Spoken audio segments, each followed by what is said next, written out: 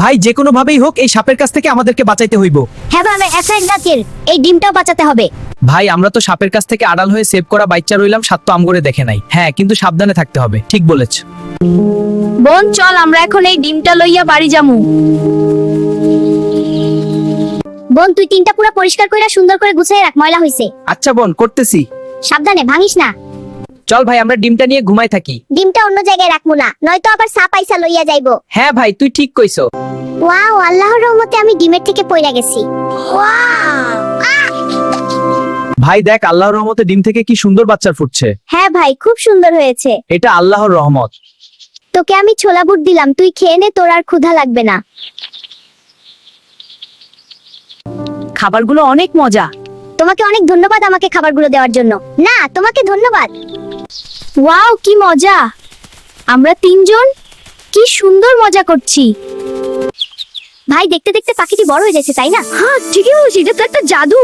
হ্যাঁ চল আরো খাবার দিই। মাশাআল্লাহ এতদিনে তুমি এখন অনেক বড় হইয়া গেছো। তোমাকে এখন বিদায় দেওয়ার পালা। চইলা আছে। পাখি তুমি যেখানে থাকো ভালো থেকো, তোমাকে অনেক ভালোবাসি এবং আমরা তোমাকে অনেক মিস করব। তাড়াতাড়ি দৌড়া বোন, তাড়াতাড়ি দৌড়াও, পিছনে সাপ আমাদেরকে খেয়ে ফেলবে। তাড়াতাড়ি দৌড়া। হ্যাঁ বোন দৌড়ে দৌড়া, সাপ দৌড়াচ্ছি দৌড়াচ্ছি।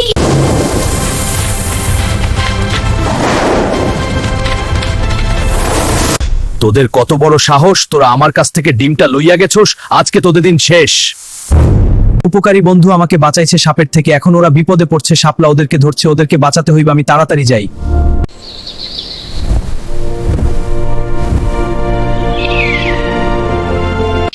আল্লাহ আল্লাহ গো, তুমি আমাদের কাছে, আমাদেরকে বাঁচাও এই সাপের কাছ থেকে।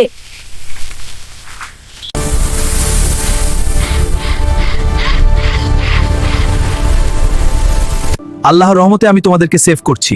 এখন আর সাপ তোমাদেরকে কিছু করতে পারবো না। আলহামদুলিল্লাহ আলহামদুলিল্লাহ, আল্লাহর রহমতে আমরা বেঁচে গেছি। তোমাকে অনেক ধন্যবাদ আমাদেরকে বাঁচানোর জন্য।